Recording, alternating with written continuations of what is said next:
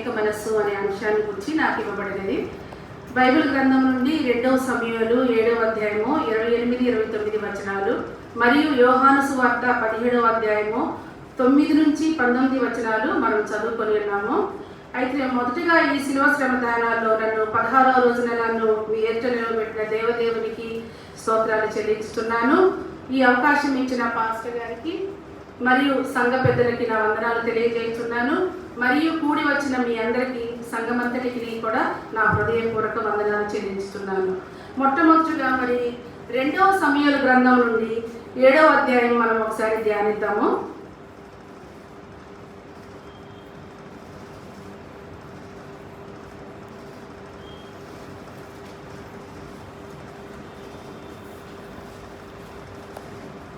ఇక్కడ మనము దావీదు మరియు యోనాతాను గురించి వారిద్దరి యొక్క ఏక మనసు గురించి మాట్లాడాలని అనుకుంటున్నాను. అయితే యోనాతాను ఎవరు? సౌలు యొక్క కుమారుడు. అలాగే మరి దావీదుకి ఏమవుతాడు? బావమరిది. అయితే ఇక్కడ దావీదుకు బావమరిది మరియు అతి ప్రియమైన స్నేహితుడుగా మనము బైబిల్ గ్రంథంలో చదువుకొని ఉన్నాము. సౌలు యొక్క మరణాన్ని మరియు యోనాతాను యొక్క మరణాన్ని మరి దావీదు హృదయాన్ని మరి కలిచి వేసినట్లుగా ఇక్కడ మనం చదువుకుంటున్నాము. మరి వారిద్దరి మరణ వార్త విని దావీదు స్పందించిన తీరు అత్యున్నతంగా మనము ఎంచబడినదిగా మనం ఇక్కడ చూస్తూ ఉన్నాము బైబిల్ గ్రంథంలో. మరియు సౌలు ఫిలిష్తీయుల చేతిలో మరి నేను చనిపోవట కంటే నాకుగా నేను చనిపోతాను అని చెప్పేసి మరి తన కత్తి తీసుకొని మరి చనిపోయినట్టుగా మనం ఇక్కడ చదువుకొని ఉన్నాము.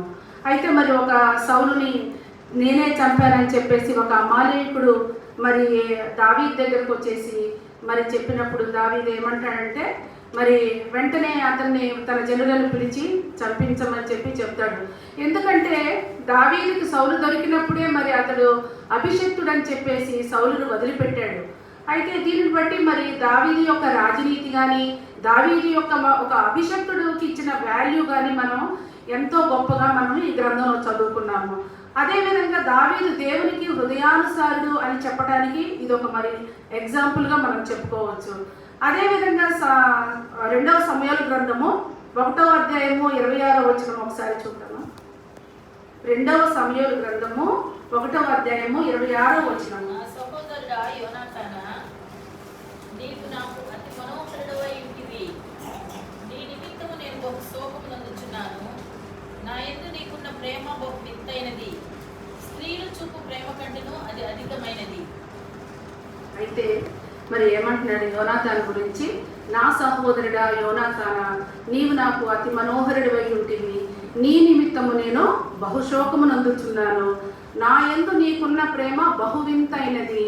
స్త్రీలు చూపు ప్రేమ కంటేను అది అధికమైనది అని చెప్పి మరి యోనాతాను గురించి దావీదు మరి ఎలా విలపించాడంటే మరి స్త్రీల చూపు ప్రేమ కంటేను అని చెప్తే మరి తెలుసు కదా, తల్లి కానీ భార్య కానీ చెల్లెలు కానీ ఎంత ప్రేమగా చూస్తారు. అదే ప్రేమను మరి యోనాతాను దావీదు ఎడల చూపినట్లుగా మరి ఇక్కడ చెప్తున్నాడు. అదేవిధంగా మరి యుద్ధం టైం ఆసన్నమైనప్పుడు ఇశ్రాయేలు అందరూ మరి చూస్తూ ఉన్నారు నెక్స్ట్ సక్సెసర్ ఎవరు అని చెప్పి, దావీదా యోనాతానా అని చెప్పి ఎదురు చూస్తూ ఉన్నారు. ఆ టైంలో మరి యోనాతాను దావీదుతో అంటాడు, నీవు రాజు అవ్వాలి, నేను నీ వద్ద ఉండాలని చెప్పి అంటాడు. మరి సౌలు కుమారుడు మరి సౌలు గురించి మనందరికీ తెలుసు కదా, చాలా మరి గర్వంతో ఉండేవాడు. మరి అది మహారాజుని అని చెప్పేసి మరి యెహోవా దేవుడు చెప్పిన మాటలు కూడా మరి ఖాతరు చేయకుండా మరి సౌలు మరి ధిక్కరించిన విధానాన్ని మనం బైబిల్ గ్రంథంలో చదువుకొని ఉన్నాము. అలాంటి సౌలు కుమారుడైన యోనాతాను దావీదును ప్రేమించిన విధానాన్ని బట్టి మరి అతనితో చెప్తా ఉంటాడు, నువ్వు యుద్ధంలో గెలవాలి, నువ్వు రాజుగా ఉండాలి, నీ తర్వాత నేను నీ వద్ద ఉండాలని చెప్పి మరి యోనాతాను దావీదుతో అన్నప్పుడు మరి అటువంటిది వారిద్దరి స్నేహం. మరి వీళ్ళిద్దరూ ఇక్కడ ఏక మనసు కలిగి ఏకభావంతో మరి ముందుకు నడిచినట్లుగా మనం చూస్తున్నాము. అలాంటిది మరి దావీదు మరి యోనాతాను మరణం గురించి చాలా విలపించి దుఃఖించినట్లుగా మనం ఇక్కడ చూస్తూ ఉన్నాము. అయితే ఇటువంటి 1వ దినవృత్తాంతాలు 12వ అధ్యాయము 38వ వచనం ఒకసారి చూద్దాం.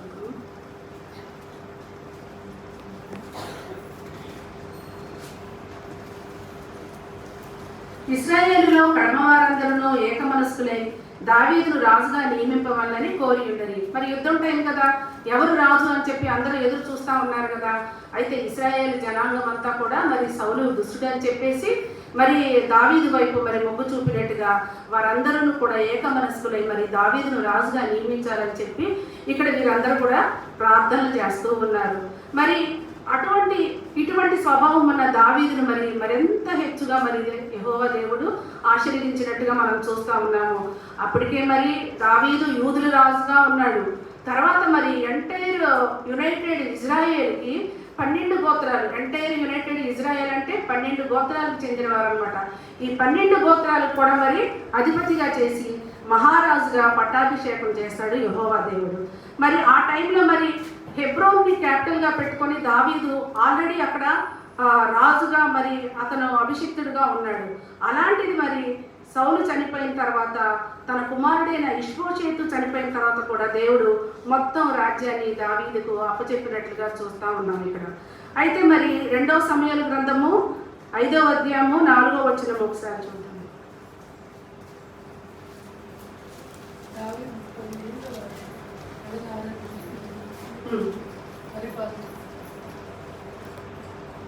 ఎన్ని సంవత్సరాలు పరిపాలించాడు? దావీదు పరిపాలించిన టోటల్ ఇయర్స్ ఏంటంటే 40 ఇయర్స్, 40 సంవత్సరాలు. అయితే దీనిలో యూదుల రాజుగా 7.5 సంవత్సరాలు పరిపాలించాడు. తర్వాత యునైటెడ్ ఇజ్రాయెల్ అంటే 12 గోత్రాలకి 33.5 సంవత్సరాలు పరిపాలించినట్లుగా ఇక్కడ చూస్తున్నాము. అయితే ఇక్కడ మనం ఒకటి గమనించాలి, మరి 33.5 సంవత్సరాలు రిజంబ్లెన్స్ దేనికి సంకేతంగా మనం చెప్పుకోవచ్చు? దేనికి సంకేతంగా చెప్పుకోవచ్చు అంటే 33.5 సంవత్సరాలు యేసు ప్రభు వారు జీవించిన సంవత్సరాలుగా మనము ఇక్కడ చెప్పుకోవచ్చు. అదేవిధంగా మరి ఇప్పుడు యుద్ధం జరిగింది కదా, మరి ఎలక్షన్స్లో అనుకోండి ముఖ్యమంత్రి కానీ ప్రధానమంత్రిని కానీ మీరు ఫస్ట్ ఏం చేస్తారు? ఎలక్షన్లో గెలిచినప్పుడు ఏ ఫైల్ మీద సంతకం చేస్తారన్నప్పుడు ఒక్కొక్కరు చెప్తా ఉంటారు, నేను ఫ్రీ కరెంట్ మీద చేస్తాను, నేను ఫ్రీ ఎడ్యుకేషన్ మీద చేస్తానని చెప్పి చెప్తా ఉంటారు. అయితే దావీదు రాజుగా అయినప్పుడు, మహారాజుగా అయినప్పుడు మొట్టమొదటిగా చేసిన పని ఏంటంటే దేవుని మందసాన్ని తన దగ్గరకు తీసుకొని వచ్చాడు. దేవుని మందసాన్ని మరి సౌలు ఉన్నప్పుడు దేవుని మందసం ఎక్కడుందో ఎవరికీ తెలియదు, ఒక మూలన పడేశారు. అలాంటిది మరి ఇతను మరి ఆ మందసానికి ప్రిఫరెన్స్ ఇచ్చాడు.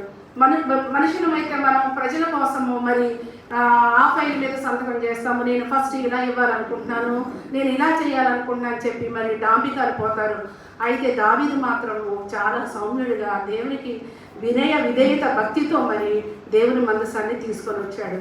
అయితే యుద్ధం జరిగే సమయంలో ఏం జరిగిందంటే యోనాతానుకను దావీదుకు ఒక డీల్ జరుగుతుంది, ఒక ఒడంబడిక చేసుకుంటారు. ఏమంటారంటే మరి ఆటోమేటిక్గా సౌలు పక్కనే ఉండాలి కదా యోనాతాను, మరి తండ్రికి పక్కనే ఉండాలి కదా, అపోజిషన్లో ఉంటాడు కాబట్టి వాళ్ళిద్దరు ఒక డీల్ కుదుర్చుకుంటారు సౌలుకు తెలియకుండా. ఏమని అంటారంటే మరి యోనాతాను తన తండ్రి పక్కనే ఉన్నాడు, అయితే మనం హీఈస్ వెరీ ఒబీడియంట్ అని చెప్పి మనం బైబిల్ గ్రంథంలో చూసి ఉన్నాము. అదేవిధంగా మరి ఎవరొకరు గెలవాలి. ఇప్పుడు ఎలక్షన్స్లో అంటే ఎవరొకరు గెలుస్తారు, ఒకరు ఓడిపోతారు. కానీ ఇక్కడ యుద్ధం జరుగుతుంది, యుద్ధంలో ఎవరొకరు మరణించాలి ఇక్కడ. అయితే నువ్వా నేనా అన్నట్టుగా ఉన్న టైంలో వాళ్ళిద్దరు ఒక డీల్ కుదిరించుకుంటారు. ఏమనంటే యోనాతానుతో దావీదు అంటాడు, నువ్వు గెలిస్తే నా బిడ్డలను చూడు, నేను గెలిస్తే నీ బిడ్డలను చూస్తానని చెప్పి వాళ్ళిద్దరూ ఒక డీల్ కుదిరించారు. అంటే మనం ఇందాక చెప్పుకున్నట్టుగా ఇద్దరు ఏక మనసు కలిగి ఉన్నారు ఇక్కడ వారిద్దరు కూడా. ఈ విధంగా వాళ్ళిద్దరూ ఒక నిబంధన పెట్టుకున్నారు. అయితే మరి దావీదు ఇశ్రాయేలు రాజు అయినప్పుడు మరి యోనాతానుతో చేశాడు కదా ఈ నిబంధన యుద్ధం టైంలో. వెంటనే ఫస్ట్ థింగ్ ఏమో మందసాన్ని తెచ్చుకున్నాడు, రెండవది ఏమో మరి దావీదు మరి అతనికి మాట ఇచ్చాడు కదా తన వారసులు ఎవరైనా బ్రతికి ఉన్నారేమో అని చెప్పి తన జనులను పంపిస్తాడు. పంపించినప్పుడు మరి మెఫీబోషెత్ అని చెప్పేసి మరి యోనాతాను కుమారుడు కనుగొనబడతాడు. అయితే మెఫీబోషెత్ ఏమనుకుంటాడంటే ఓహో దావీదు మహారాజు నన్ను చంపేస్తాడు కాబోలు, మరి శత్రుశేషాలను ఉంచుకోరు కదా రాజులు, అందుకని నన్ను చంపేస్తాడు అని భయపడుతూ దావీదు దగ్గరకు వచ్చినప్పుడు దావీదు ఏమంటాడంటే మరి శత్రుశేషమైన ఉంది ఎవరని ఏ రాజైనా సరే మరి హతమరుస్తారు కదా, అలాంటి దావీదు అనుకోని చెప్పి భయపడుతూ వచ్చినప్పుడు ఏమంటాడంటే మెఫీబోషెత్కి మరి అతని ఆలోచనలు తలక్రిందులుగా చేస్తూ దావీదు రాజు ఏం చేస్తాడంటే యోనాతాను ఆస్తి మొత్తం తనకు రాసి ఇచ్చేస్తాడు. తర్వాత సదాకాలము ఎల్లప్పుడూ నువ్వు నా భోజనం బల్ల యొద్దనే భోజనం చేయాలి అని చెప్పేసి మరి మెఫీబోషెతుకు రాచరిక మర్యాదలతో అతన్ని మరి సత్కరించినట్లుగా మనం చూస్తున్నాము. అదేవిధంగా యెహోవా దేవుడు దావీదును మరి అంచెలంచెలుగా మరి హెచ్చించుకుంటా వెళ్ళిపోయాడు, ఆశీర్వదిస్తూ వచ్చాడు. అయితే ఇప్పుడు దాకా యోనాతాను దావీదు ఏక మనసు ఏకభావం చూసాము. ఇక్కడికి వచ్చేసరికి యెహోవా దేవుడితోటి దావీదు ఎలా ఏక మనసుతో ఉన్నాడో, అతనితో మరి దేవునితో ఎలా నిత్యము ఎలా ఉన్నాడో ఇక్కడ మనం ఒకసారి చూద్దాము. 130వ దావీదు కీర్తన 6వ వచనం ఒకసారి చూద్దాం.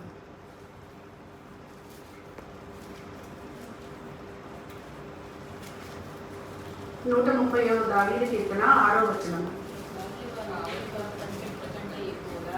నా ప్రాణం ప్రభు కొరకు కనిపెట్టుచున్నది, కావలి వారు ఉదయం కొరకు కనిపెట్టుకంటే ఎక్కువగా నా ప్రాణం కనిపెట్టుచున్నది. చూసారా, కావలి వారు ఉదయం కొరకు కనిపెట్టుట కంటే ఎక్కువగా నా ప్రాణము ప్రభు కొరకు కనిపెట్టుచున్నది. మరి ఇంకా ఎప్పుడెప్పుడు 24 గంటలు మరి దేవుని గురించే, దేవునితో ఎప్పుడు మాట్లాడాలని చెప్పి దావీదు తలంపుతో ఉన్నట్టుగా మనం ఇక్కడ 130వ దావీదు కీర్తనలో చూస్తున్నాము.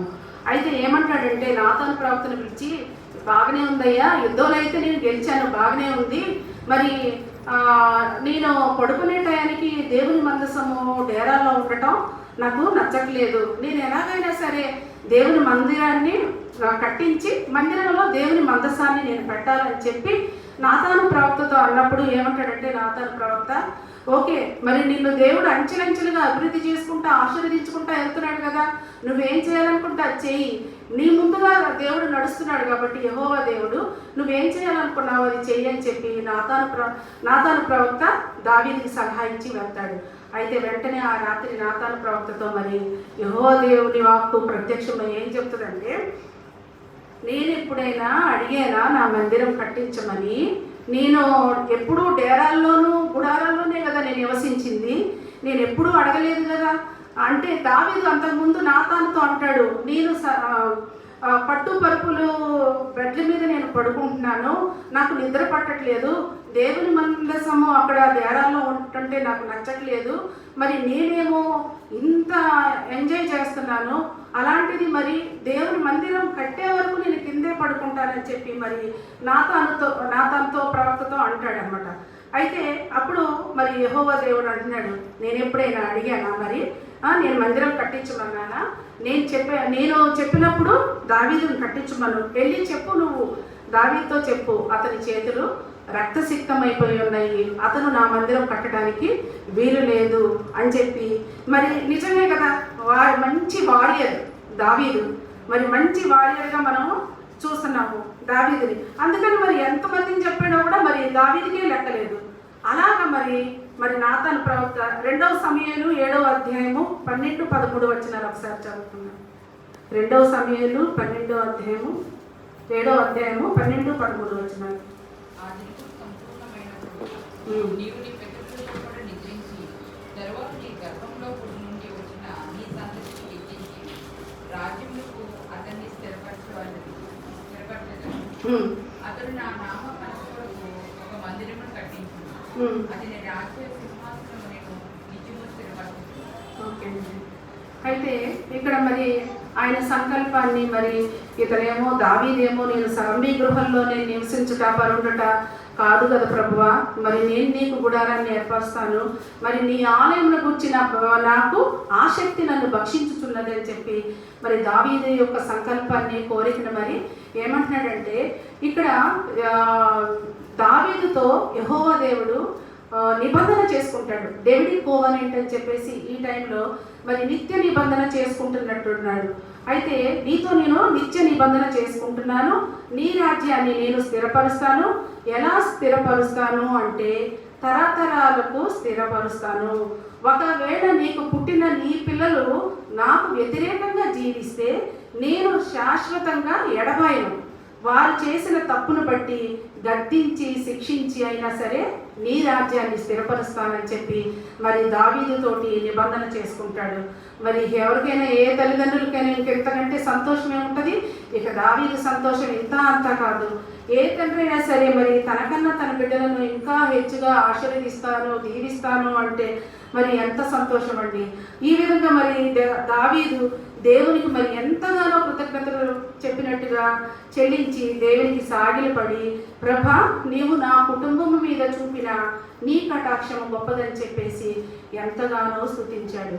అయితే 2 సమూయేలు 7వ అధ్యాయము 28, 29 వచనాల సారాంశం ఏంటంటే, నాకు ఇవ్వబడిన 2 సమూయేలు 7వ అధ్యాయము 28, 29. మేలు దయచేయుదు అనని నీవు నీ దాసుడనైన నాకు సెలవిచ్చుచున్నావే. నీవు దేవుడవు గనుక నీ మాట సత్యము. దయచేసి నీ దాసుడనైన నా కుటుంబము నిత్యము నీ సన్నిధిని ఉండునట్లుగా దాన్ని ఆశీర్వదించుము. యెహోవా నా ప్రభువా, నీవు సెలవిచ్చి ఉన్నావు. నీ ఆశీర్వాదమునందు నా కుటుంబము నిత్యము ఆశీర్వదింపబడునుగాక. చూసావా దావీదు ఎంత దేవుడిని స్తుతిస్తున్నాడో. మరి డేవిడ్ కోవన్ మరి ఎందుకంటే ఇలాగా ఆయనతో నిత్య నిబంధన చేసుకున్నాడు అంటే, మరి దీనిని బట్టి ప్రొఫెసీ అబౌట్ జీసస్ క్రైస్ట్ ఇక్కడ మనకి కనపడుతుంది. ప్రొఫెసీ సూచన కనపడుతుంది. నీ రాజ్యము తరతరములు నిలుచును అంటే దావీదు కుమారుడిగా పిలువబడిన వాడు ఎవరండి? ప్రభు అయిన యేసుక్రీస్తు.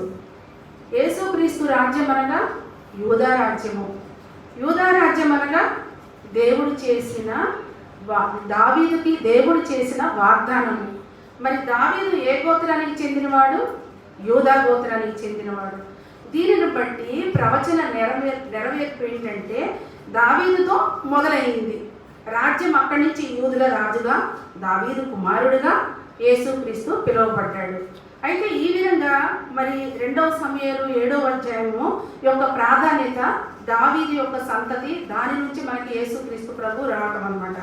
ఈ విధంగా మరి దేవుడు దావీదుని అత్యున్నతంగా హెచ్చించడం జరిగింది. మరి ప్రభు అయిన యేసుక్రీస్తు కూడా మరి దావీదు వంశం నుండి వచ్చాడని చెప్పేసి మనం ఈ వచనం ద్వారా మనము తెలుసుకుంటున్నాము. అదేవిధంగా అపోస్తలుల కార్యము 12వ అధ్యాయము 5వ వచనం ఒకసారి చదువుకుందాం.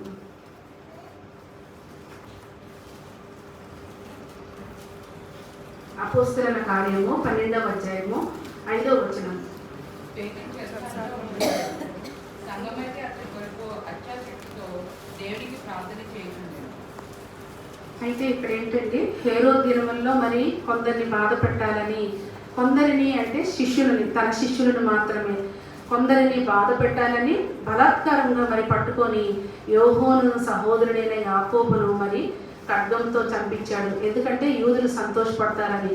హేరోదు ఏం చేస్తాడంటే యోహాను తమ్ముడైన యాకోబును చంపిస్తాడు. తర్వాత ఇంకా ఎవరిని పట్టుకుంటే సంతోషపడతాడని అనుకున్నాడంటే పేతురుని బంధించి చెరసాలలో వేయిస్తాడు.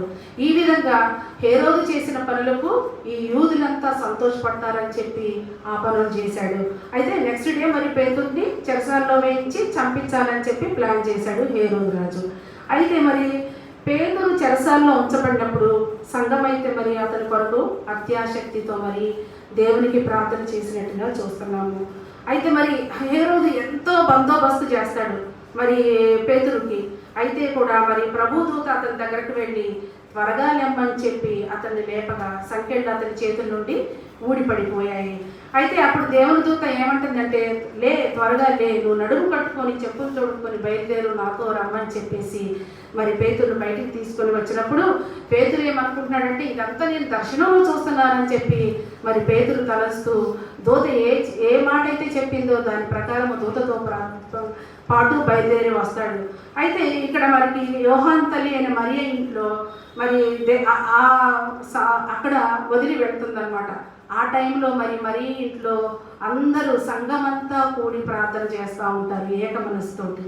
ఆ విధంగా మరి ఆ టైంలో మరి ఇంట్లో మరి అనేకులు కూడి ప్రార్థన చేస్తూ ఉంటారు. అయితే ఒక చిన్న పాప అయిన రొదే వచ్చేసి మరి పేతురు స్వరం విని తలుపు తట్టినప్పుడు వాళ్ళందరూ కూడా మరి ప్రార్థన చేస్తున్నారు, విశ్వాసంతో ఏక మనసుతో ఏకభావంతో ఉన్నారు. కానీ మరి హృదయం వచ్చి పేతురు వచ్చాడు అని చెప్పినప్పుడు పేతురు స్వరంలాగా ఉంది, తలుపు దిద్దామన్నప్పుడు మరి వాళ్ళు వెంటనే పిచ్చిదానా అని చెప్పి నవ్వినట్లుగా ఇక్కడ చూస్తున్నాము. అయితే మరలా మరి గద్గద స్వరంతో, పెద్ద స్వరంతో పేతురు మరలా తలుపు తట్టినప్పుడు మరి వీళ్ళంతా వచ్చి చూసి విభ్రాంతి చెందుతారనమాట. అయితే మరి ఏక మనసుతో వాళ్ళంతా ప్రార్థన చేయగా మరి దేవుడు విన్నాడు. 1 పేతురు 3వ అధ్యాయము 8వ వచనం చూస్తే, 1 పేతురు 3వ అధ్యాయము 8వ వచనం. తుదకు మీరందరూ ఏకమనస్కులై ఒకరి సుఖ దుఃఖములందు ఒకరు పాలుపడి సహోదర ప్రేమ కలవారును కరుణాచిత్తులను వినయ మనస్కులై ఉండు. చూసారా, తుదకు మీరందరూ ఏక మనస్కులే. మరి పేతురు ఉన్నాడని చెప్పేసి వీళ్ళంతా చూసారా, మరి ఇంట్లో మరి సమావేశమే మేడగదిలో అందరూ ప్రార్థన చేసినప్పుడు మరి దేవుని దూత వచ్చి అతన్ని విడిపించినట్లుగా. అంటే మనందరం ఏ సమస్య వచ్చినా కూడా మరి ఈ విధంగా మనందరం కలిసి ప్రార్థన చేస్తే ఏ పనైనా సక్సెస్ అవుతుందని మనకి ఈ అపోస్తలుల కార్యం ద్వారా మనం తెలుసుకోవచ్చు. అదేవిధంగా మరి ఒకసారి అపోస్తలుడైన పౌలు కొరింథీయులకు రాసిన పత్రిక 1వ అధ్యాయము 10వ వచనం ఒకసారి చదువుతారా? అపోస్తలుడైన పౌలు కొరింథీయులకు రాసిన పత్రిక 1వ అధ్యాయము 10వ వచనము. సహోదరులారా, మీరందరూ ఏకభావంతో మాట్లాడవలెననియు, మీలో కక్షలు లేక ఏక మనసుతోనూ ఏక తాత్పర్యంతోనూ మీరు సన్నద్ధులై ఉండవలెననియు మన ప్రభు అయిన యేసుక్రీస్తు పేరిట మిమ్మల్ని వేడుకొచ్చున్నాను.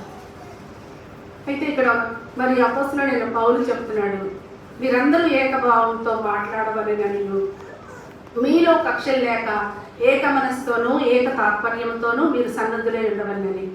అయితే మొరావియన్స్ అని మీకు ఎవరికైనా ఐడియా ఉందండి? మొరావియన్స్ నెట్లో కొడితే ఉంటుంది మొరావియన్స్ అని చెప్పి. వాళ్ళకి అధినేత జిన్ డార్ఫ్. మొరావియన్స్ అని వాళ్ళు యాక్చువల్గా ఫస్ట్ ప్రొటెస్టెంట్స్ అంట, ప్రపంచంలోనే ఫస్ట్ ప్రొటెస్టెంట్స్ అని నెట్లో కొట్టండి ఒకసారి, వీళ్ళ గురించి వస్తుంది. అయితే వీళ్ళు దేశాలు తిరిగి చైన్ ప్రేయర్స్ చేస్తూ ఉంటారు. ఎక్కడ సమస్యలు ఉన్నాయో, ఎక్కడ ఎవరికి ఆదరణ కావాలో వీళ్ళు కనుక్కొని వెళ్ళి అక్కడ చైన్ ప్రేయర్స్ చేస్తూ ఉంటారు.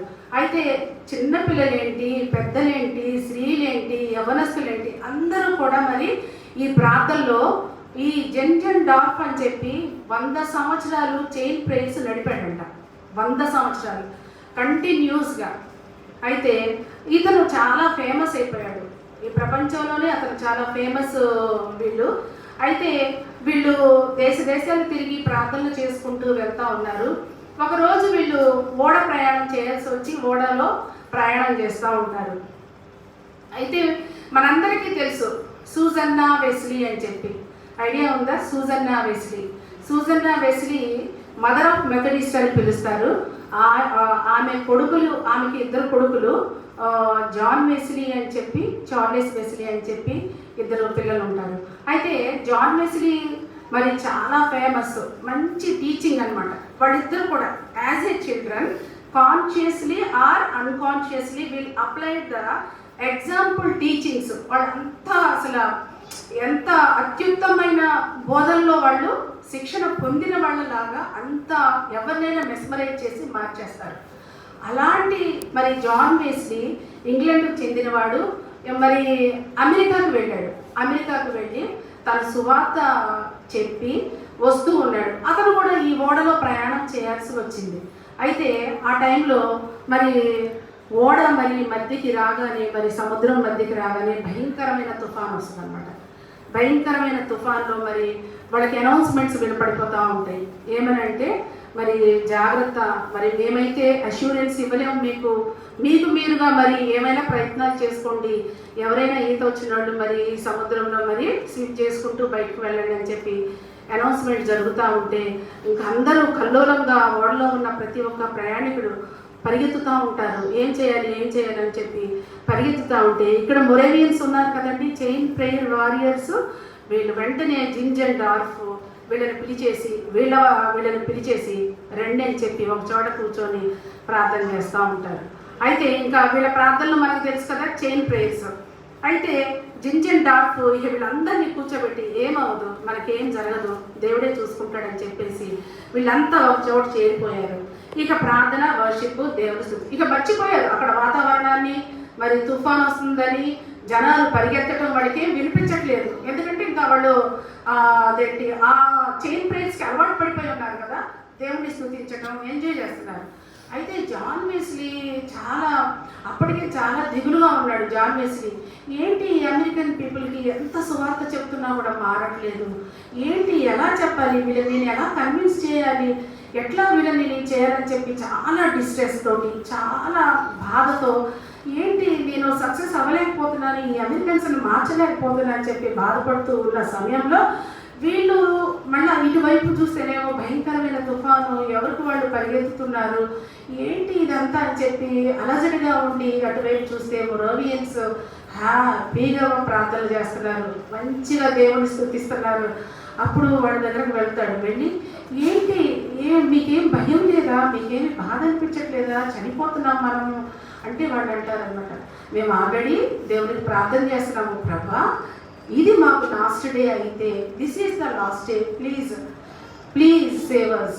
ఎలా అంటే నీ రాజ్యంలో మాకు పరలోక రాజ్యంలో స్థానం ఇవ్వు అని చెప్పేసి మేము దేవుణ్ణి అడిగేసాం కదా, అయిపోయింది కదా, దేవుడు చూసుకుంటాడు. సో మళ్ళీ అగైన్ మేము ఈ ప్లేస్లో ఉన్నామని చెప్పి వాళ్ళు మాట్లాడుతున్న తీరు చూసి జాన్ వెస్లీ ఒక్కసారిగా చలించిపోయాడంట. అసలు ఏంటి ప్రభా, నాకేంటి, నువ్వు ఇప్పుడు దాకా నేను బాధపడ్డాను ఈ అమెరికన్స్ గురించి, నువ్వేంటి ప్రభా నాకు వీళ్ళని చూపించావని చెప్పేసి ఆ టైంలో అసలు జాన్ వెస్లీ మారిపోయాడంట. ఏంటి అసలు చిన్న విషయానికి నేను ఎంత బాధపడ్డాను, ఏమైంది, వీళ్ళు చూడు ఎంత చక్కగా ధైర్యంగా ఉన్నారు, నిత్య రాజ్యంలోకి వెళ్తున్నామని చెప్పి ఎంత హ్యాపీగా ఉన్నారు, నేనేంటి ఇలా ఉన్నానని చెప్పేసి అప్పటి నుంచి జాన్ వెస్లీ ఒక ప్రభంజనం అయిపోయాడు. ప్రపంచం అంతా తిరుగుతూ ఇప్పుడు అసలు అతని పేరు అసలు తెలియని వాళ్ళు ఉంటారనమాట. ఇప్పుడు రాజమండ్రిలో జాన్ వెస్లీ గారని వీళ్ళంతా ఇన్స్పైరర్స్. ఇలాంటి వాళ్ళని చూసి వాళ్ళు ఇన్స్పైర్ అయ్యి ఆ నేమ్స్ పెట్టుకొని మరి నిజంగా ఇప్పుడు రాజమండ్రి జాన్ వెస్లీ గారు కూడా చాలా మరి ఫేమస్ అయిపోయారు. అయితే ఈయన మరి జాన్ వెస్లీ ఈ మొరేవియన్స్ని చూసి వీళ్ళ యొక్క పట్టుదల ప్రార్థన చూసి మారిపోయాడంట. అలాగా మరి మన జీవితాల్లో కూడా అంటే వాళ్ళలో ఉన్న కాన్ఫిడెన్స్ చూశాడు, వాళ్ళలో ఉన్న డెడికేషన్ చూశాడు, వాళ్ళలో ఉన్న విశ్వాసాన్ని చూశాడు, అదేవిధంగా మరి నిత్యత్వం మీద భరోసాను చూశాడు. ఈ విధంగా కూడా మరి మనం కూడా మరి ఇలాంటి వాళ్ళని ఇన్స్పిరేషన్గా తీసుకొని మరి మనం కూడా మరి ఏకభావంతో ఎలాగా మొరోవియన్స్ ఏకభావంతో ఏక మనసుతో ఎలా ఉండి మరి ఐక్యత కలిగి ఉండి ఎలా చేశారో అదే విధమైనటువంటి మనకైనా ఏదైనా సమస్య వచ్చినప్పుడు ఏక మనసుతో ఏకభావంతో మనం కూడా మొరేవియన్స్ లాగా ఒక ఎగ్జాంపుల్ తీసుకొని మరి అంత పెద్ద మరి ప్రపంచమే జాన్ వెస్లీయే మరి వాళ్ళని ఎగ్జాంపుల్గా తీసుకున్నప్పుడు మరి మనం ఎంత అలాంటిది మనం కూడా మరి ఆయన త్రోవలో నడుద్దామని చెప్పి నేను చెప్పుకుంటున్నాను. అదేవిధంగా మరి మన అంశం ఏంటంటే యోహాను సువార్త 17వ అధ్యాయము 9వ వచనం నుండి 19వ వచనం వరకు. ఒకసారి 9వ వచనం చదువుతారా? నేను వారి కొరకు ప్రార్థన చేస్తున్నాను, లోకం కొరకు ప్రార్థన చేయట్లేదు. నీవు నాకు అనుగ్రహించి ఉన్నావు, నీ వారైన వారి కొరకే ప్రార్థన చేస్తున్నాను. అయితే మరి ప్రభు తన మరణమును గురించి మరి మరణమును గురించిన విషయాలను మరియు పునరుద్ధానమును గురించిన విషయాలను చెప్పి ప్రార్థన చేస్తున్నాడు. ఏమంటున్నాడంటే, తండ్రి నేను నిన్ను మహిమపరిచినట్లు నీవును నన్ను మహిమపరచుము, నీవు అద్వితీయ సత్యదేవుడవు అంటే ever lasting, believing in father and son అంటే తండ్రి కుమార పరిశుద్ధాత్మ త్రియేక దేవుడు అని చెప్పి ముందుగానే చెప్పబడింది మరి బైబిల్ గ్రంథంలో యెషయా ప్రవక్త ద్వారా. ఏమని? శిశువు పుట్టెను, కుమారుడు అనుగ్రహింపబడెను. యేసు ప్రభు జగత్ పునాది వేయక ముందే యేసుక్రీస్తు యొక్క పరిచర్య, మరణము, పునరుద్ధానమును గురించిన మనకి లిఖించబడింది, పునరుద్ధానమును గురించి. అయితే మరి యేసు ప్రభు ఇక్కడ 17వ అధ్యాయంలో ఎడతెగని ప్రార్థన చేస్తున్నాడు. ఎవరి గురించి చేస్తున్నాడండి? నీ గురించా, నా గురించా? కాదు, శిష్యుల గురించి ప్రార్థన చేస్తున్నాడు. ఏమని?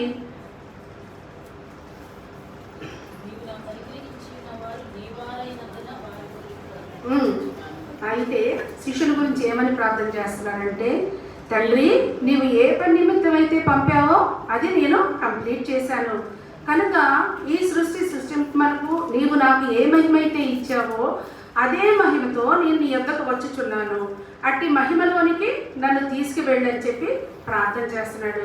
అదేవిధంగా మరి నా నిమిత్తము ఎన్నో కష్టాలు పడతారంట. ఎవరు? తన శిష్యులు. ఎందుకంటే మరి వాళ్ళేమో సువార్త చెప్తున్నారు, ఇక్కడ యూదులు ఊరుకోవట్లేదు, ఇశ్రాయేలు ఊరుకోవట్లేదు. అందుకని చెప్పేసి నా నిమిత్తం వారు ఎన్నో కష్టాలు పడతారు. యేసు ప్రభు తన బిడ్డలైన శిష్యుల కోసం మరి ఎంతో బాధ్యతగా ఎక్కడ వారు లోకంలోకి తొట్టిల్లుతారో అని చెప్పేసి మరి విజ్ఞాపన ప్రార్థనతో మరి తన తండ్రికి విన్నవించుకొనుచున్నాడు. అదేవిధంగా ఇక్కడ 11వ వచనం ఒకసారి చదువుకుందాము. నేను ఇక లోకంలో ఉండను గాని మీరు లోకంలో ఉన్నారు, నేను నీ యొద్దకు వచ్చుచున్నాను. పరిశుద్ధమైన తండ్రి, మనం ఏకమై ఉన్నలాగున వారును ఏకమై ఉండునట్లు నీవు నాకు అనుగ్రహించిన నీ నామమందు వారిని కాపాడుము. అయితే తండ్రికి ప్రార్థిస్తున్నాడు, ప్రభువా మనిద్దరం ఎలా ఏకమై ఉన్నాము, ఏకత్వం కలిగి ఉన్నాము అంటే తండ్రి కుమార పరిశుద్ధాత్మ వీళ్ళిద్దరే కదా. అయితే అదే విధంగా తన శిష్యులకు ఏకత్వం అనుగ్రహించమని, మరియు శోధనలో ప్రతికూల పరిస్థితిలో ఎటువంటి స్థితిలో అయినా కూడా మరి వీరంతా ఐక్యత కలిగి ఉండాలని చెప్పి తన తండ్రికి మొరపెట్టుచున్నాడు. అదేవిధంగా 12వ వచనం ఒకసారి చదువుకుందాం. నేను వారి యుద్ధ ఉండగా నీవు నాకు అనుగ్రహించిన వారిని నీ నామమందు కాపాడితిని, నేను వారిని భద్రపరిచితిని కనుక లేఖనము నెరవేరునట్లు నాశన పుత్రుడు తప్ప వారిలో మరి ఎవడునూ నశింపలేదు. నాశన పుత్రుడు తప్ప ఎవరు? నాశన పుత్రుడు యూదా ఇస్కరియోతు. యూదా ఇస్కరియోతు గురించి ఎన్నో ప్రయత్నాలు చేశాడు.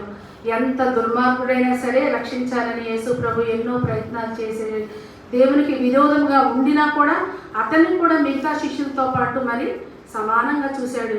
అందరికీ కాళ్ళు కడిగినట్లు మరి యూదా ఇస్కరియోతు కూడా కాళ్ళు కడిగాడు.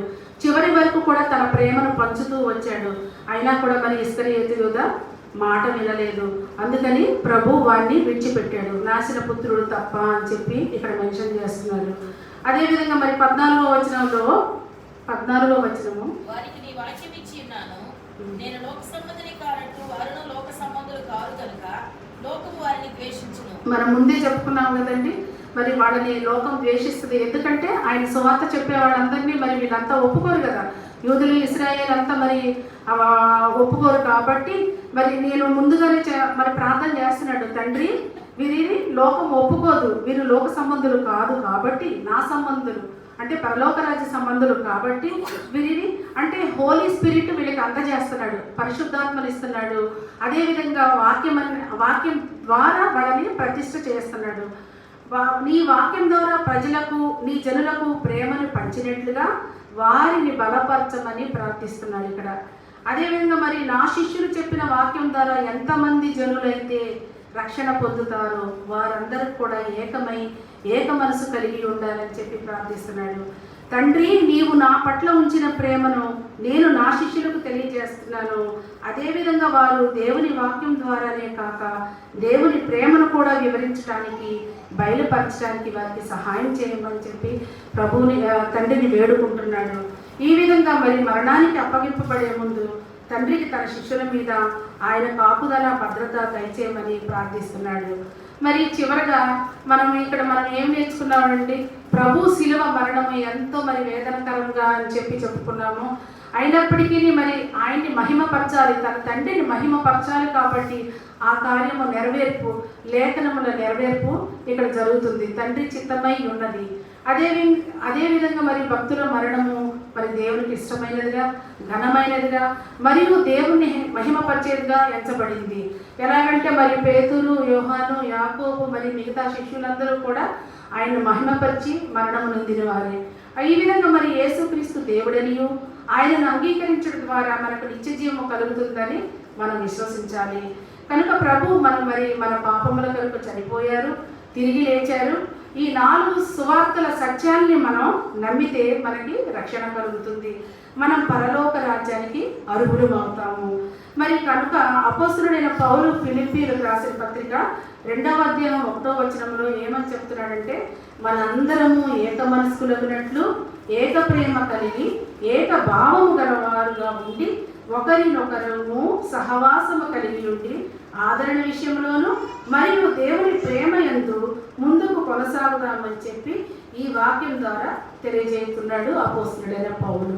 కనుక మరి మనందరం కూడా మరి పౌలు మాటలనే కానీ, పేతురు చేసిన సాహసాలే కానీ, మరి దావీదు మొట్టమొదటి నుంచి మరి ఇవన్నీ చూడకముందే దావీదు మరి దేవునితో సన్నిహితం కలిగి, ఏక మనసు కలిగి ఆయనతో ట్రావెల్ చేసిన విధానం కానీ, అదేవిధంగా మరి యోనాతాను మరి భయభక్తులు, యోనాతాను దావీదు ఇద్దరు భయభక్తులు కలిగి ఉన్న వాళ్ళగా మనం ఇక్కడ చూస్తున్నాము. కనుక మరి వారిలాగా మనము ఏక మనసు కలిగి, ఏక భావం కలిగి మరి దేవునిలో ముందుకు నడవాలని చెప్పి ఈ చిన్న వాక్యం ద్వారా తెలియజేస్తున్నాను. దేవుడి ఈ వాక్యమును మీ వినికిడిలో దీవించును గాక.